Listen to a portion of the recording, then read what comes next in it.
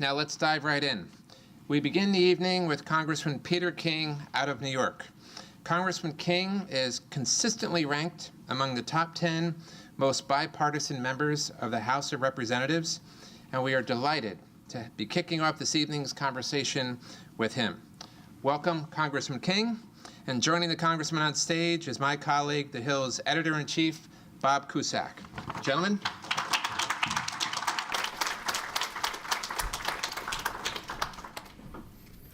Thank you, Jack, and thank you, Congressman, for joining us tonight. Great to be here. And everyone for showing up. I was thinking about, we were having a newsroom meeting, and I said I have to leave and get out of deadline, our print deadline, and they said, what's the event on? And I said, it's bipartisanship. And it's quite a day to have an event on bipartisanship in multiple ways, because on Capitol Hill, everyone's singing Kumbaya. The Senate's acting like the House now. It's kind of a circus. We're going to have a hearing tomorrow that is going to be quite interesting. But seriously, Congressman, I mean, why isn't there more bipartisanship? And do you think that there's hope going forward? Okay, first of all, great to be here. My son graduated from AU many years ago, and I used to come here many times. In any event, great to be here, Bob. I'd say there's several reasons why bipartisanship has gone away, and I don't think it was ever as sweet and as mellow as people say it was in the past. But on the other hand, you had the reality that up until then, the most conservative president ever was Ronald Reagan, and probably the most liberal speaker ever was Tip O'Neill. And I've spoken to people who said they really didn't like each other as much as they sort of profess now, but they knew they had to get the job done. And they could make deals, like on Social Security, for instance, which would be almost impossible today. And they also knew that once they made the deal, they could deliver their parties. What's happened since then, I think, is a combination of cable television, social media, the breakdown of party organizations. I mean, I come from a old-time Republican organization in New York, and we can talk about that later. But there's something to be said for machine politics or organization politics or whatever, in that it forces you to be dealing with people on a regular basis. You don't just come in as a frustrated middle-aged guy with $10 million to spend. You decide you want to go to Congress and you can run. You have to work your way up, and you have to learn the ropes. And anyway, and also the other one is reapportionment. So today, as a practical matter, even if there's a wave, one way or the other, 90% of incumbents are going to be reelected. Right. And most years it's probably 95% are going to be reelected, no matter what. Because the way the lines are drawn, the only way you can lose is not in November, but in the party primary. And so you saw Eric Cantor losing. You've seen, and just recently, Joe Crowley, right. Mike Capuano. So, and they were defeated by people from really the hard left of the party and the hard right of the party. I mean, whoever thought Eric Cantor would lose for not being conservative enough? And so when it comes time to make a deal or to broker a deal, and if I put myself, I consider myself slightly right of center, blue-collar conservative, and I have a lot of things I really believe in. But I also realize that in a democracy, if you can get 60, 70, 80% of what you're looking for, you take the deal and run. Right. But if you have to worry about the party base coming after you for not getting 100%, it makes it very hard for the leadership to put together a deal. Because you're going to run in the primary. There's a rule that 5% of each party is pretty extreme, maybe 10% of each party is pretty extreme. The other rule is maybe 15% of the voters come out in the primary. Well, you know the people who have extreme views are going to come out. So it's very hard for you to run in the primary and say, I was able to work out a great compromise. They say you're a rhino, or now on the left, I don't know what they call you. You're a sellout to Donald Trump or something. But the fact is, so it's harder to make a deal because the way the lines are drawn and your real threat comes in the primary. Then you have cable TV, where you can live in an alternative universe, and you can watch channels where actually all the facts given, for the most part, they're accurate facts. But they're done selectively. And same, all the knowledge that's available on the internet today. Again, though, you can always find some website that's going to reinforce your views. And again, the facts are pretty accurate. They're taken out of context often. So with all of that, it's really hard to form a consensus, to get a consensus, and like I remember John Boehner, and I don't have all the numbers exactly right, but I know at the end of 2012 when the Bush tax cuts expired, my understanding was John, I think, worked out a deal, somehow he got it, and President Obama had just been reelected, where I think 97, 98% of the Bush tax cuts were going to survive. Well, that was attacked in the right-wing media as been a 2% tax increase. Right. And it went down, it lost. And so then he had to make a deal which was worse than the one we started out with. But it went down pretty overwhelmingly on the House floor because the Republican talk shows and the social media just barraged Republicans. Now, I'll end up on this. In 2011, when Tea Party had taken over, Republicans had taken over, and John Boehner sat down with Barack Obama because we were going to shut the government down if the debt limit wasn't increased. Right. Oh, in fact, we wouldn't increase it unless there were spending cuts made. My understanding is that Barack Obama and John Boehner worked out a deal where taxes would be allowed to go up, and also there'd be changes in Social Security. It wouldn't affect anyone in the short term, but it was down the road. a deal. Right. And we wouldn't actually raise taxes, but we would allow some tax cuts to expire. So it was all worked out. By the end of the day, the deal went out the window. Somebody on Nancy Pelosi's staff leaked out to the left about the deal, and somebody on the Republican side leaked it out to Rush Limbaugh. And by the end of the day, both the president and the speaker denied there was ever a deal. Mm-hmm. Well, what is you mentioned President Trump. What is his role? Some say he's made this town far more polarizing. At the same time, others say, well, if you look at Barack Obama, he passed Obamacare without any Republican votes, and conversely, on the legislation side, is the tax cuts passed without any Democratic votes. And it used to be, whether it's tax cuts in the 80s, as you mentioned, or a Balanced Budget Act, 1997, wide bipartisan. That had major changes to Medicare, of all things. Who is it? Is it Trump? Is it Obama? Is it the Freedom Caucus? Is it the Ted Cruz's of the world? I remember you said, I'll take cyanide if Ted Cruz wins a Republican presidential nomination. So not a big fan of Ted Cruz. I think I said that was a reasonable option, I think is what I said. So don't misquote me. It's all right. Fake news. I think Donald Trump, in many ways, symbolizes the times. I've known him really not that well in New York. I knew his brother pretty well, but I've gotten to know him very well since over the last 3 years. I think what he did was really tap into what was already there. Just like in some way, in his own way, Bernie Sanders did. I'm not saying they have the same style, right, but I don't think anyone would have told you in 2015 that there was this large progressive wing in the Democratic Party. Basically, between Bill Clinton, who certainly moved the party to the center, and President Obama, who didn't go that far to the left. I mean, some of his issues were, but for the most part, he ran as a mainstream Democrat. I don't think people thought that there was a Bernie Sanders wing of the party, because he wasn't even in the party. Right. And yet, that's where the energy is coming from. And so I think Bernie Sanders in one way, and then Donald Trump in the other, both tapped into anger in both parties and among the American people. My district is only 34% Republican. President Obama carried it twice by 4 or 5 points. Donald Trump carried it by 9. It was a 14-point turnaround. It's also 35% minority in my district, Hispanics and African Americans. So there's an anger there that he tapped into. He certainly doesn't help the situation. But on the other hand, when you figure the day after his election, they were holding demonstrations outside Trump Tower, and then you had the inauguration where there were fires being set. I got caught outside an inaugural ball with my family where the cops had to basically get people back to their cars. So it's I wouldn't blame President Trump. I think he's trying to channel it in a certain way.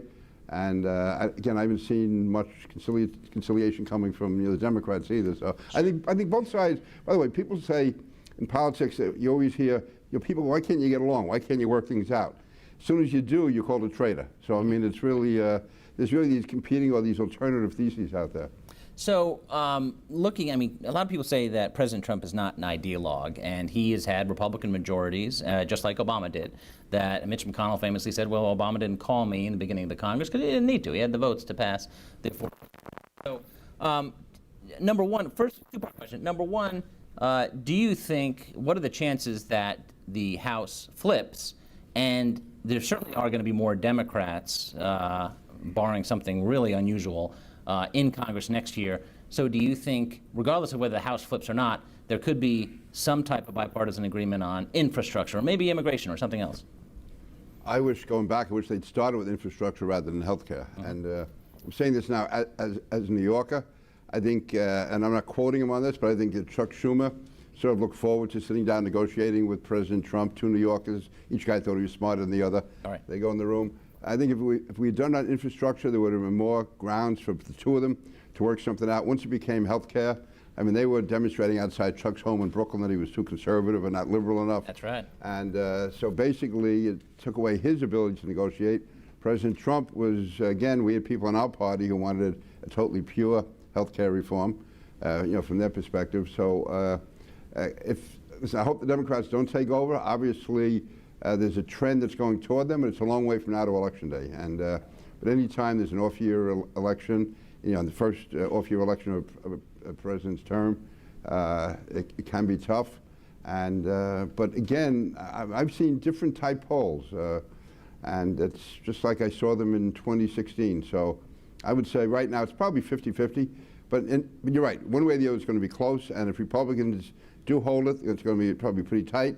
And it would involve a lot of members who got elected by smaller margins. Right, right. And Democrats, I'm not hopeful, though. If they take over, I think that they're going to be in the mood, at least their base is going to want to go for impeachment. They're going to want to really take a hard line against. Especially with the 2020 presidential race in full swing, right?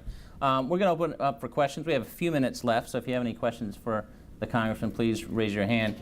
Just on a follow-up to that, while people think of their questions, who is going to be the next top House Republican, whether that's Speaker or a Minority Leader? I would say Kevin McCarthy. Kevin McCarthy, Steve Scalise are both good guys. I think McCarthy, maybe it's because I'm more of an organization guy, even though I can be rebellious within the party. I still like the idea of a structure. And the fact that Kevin is the majority leader, I think it makes sense that he move up to become Speaker. But do you think it will be easy for him to get? A lot of people said that Ryan would have left Congress had McCarthy had the votes, and then you could move to have him be Speaker today. No, because this really goes back to the point we had at the beginning. Nothing's easy anymore. He could end up winning with 2/3 or 3/4 of the Republican conference, which in the past would have been guaranteed he'd be the Speaker. But all you need, especially let's say it's a 10-vote margin, a 15-vote margin between Democrats and Republicans, 20 guys hold back their vote. Sure. And we have no Speaker. And then 20 people become the power brokers. So, no, I guess what I was saying is I think the solid majority of Republicans right now, I would say, will support Kevin McCarthy. What happens on swearing-in day? I thought it was crazy several years ago when those guys were holding back from supporting John Boehner. Again, there can be certain real conscience issues where you say, I can never vote for this guy for Speaker or this woman for Speaker because they're so evil or because they're...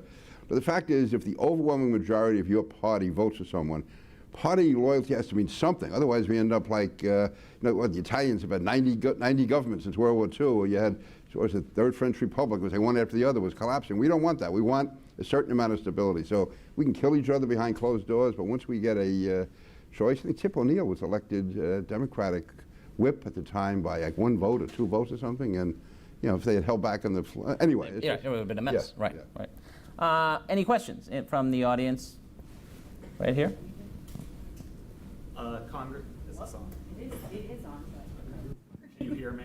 Yeah, I can hear you, yeah. Congressman, I remember I don't remember, I wasn't alive, but I do recall watching videos of Maxine Waters telling you to shut up. You weren't alive then? Oh my God, you're really good. So how do you approach a situation in which other Congress members are not open to bipartisanship and try to shut you down for your views?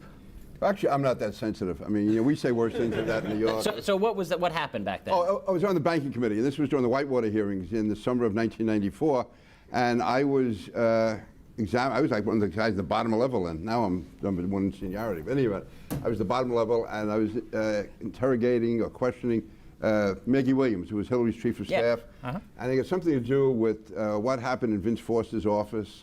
Was the office cleaned out, or whatever it was? It was a whole, and I'm like 1 minute into the questioning, and all of a sudden this woman in the back starts screaming, "Shut up!" What are you saying? And we started yelling back and forth at each other, and that was a little dramatic. And then the next day, I shouldn't be saying this publicly. Anyway, I decided, we get the 1 minute, so anybody can get up and say something early in the day. So I say, I'm going over the House floor. I'm going to attack Maxine Waters. Make sure you call her office so she watches. Go over there. And she's not going to tell me to shut up. I can tell the American people to shut up, and I give her the whole thing, So Maxine goes racing over, and she arrives at the House floor out of breath. She goes to the microphone, and she starts yelling about me, and they took her words down because she went too far. Now, meanwhile, once a person's words are taken down, the whole House has come to a halt, just lets resolve by the Speaker. Right. Well, Tom Foley was downtown somewhere. So if like an hour and 15 minutes, the House was standing there with nothing happening because they couldn't find the Speaker. And my mother, I'd just been elected to Congress the year before, she's calling up, somebody told her that I had caused the whole Congress to collapse. You know, That's pretty good. having said that, Maxine, they worked out something where she didn't apologize. Maxine would never apologize, but she said something and I consented to it. And actually, we get along, believe it or not. Listen, she's hot-tempered. I think she goes too far sometimes. It's pretty extreme. I'm talking about impeaching the president, and it's okay to go after people in restaurants, all that. But as far as dealing with it, we've had some, actually some legislative deals we worked together on. And the Banking Committee, or now Financial Services Committee, I'm dating myself again. I can't believe you weren't even born. That seems like yesterday. Any event, that committee, like Barney Frank, again, he'd be on the liberal wing of the Democratic. We worked out a lot of stuff together on terrorism, risk insurance, and others. And his word always meant something. And Maxine, I can flood insurance, things like that. We have some common interest. Again, one of the advantages, and I'm sure Maxine came up through a rough political upbringing herself. I in Nassau County, I mean, I had to put up with Al D'Amato, who's still a good friend, and you had Cuomo, Koch, D'Amato. I mean, everyone kills each other in New York. We don't take it personally. You go out and have a few drinks afterwards. So Maxine and I, we see each other. We always say hello to each other and how you doing and all that. Yeah. We've run out of time. Please thank the Congressman for joining us. And hand it back to Jack. Hey.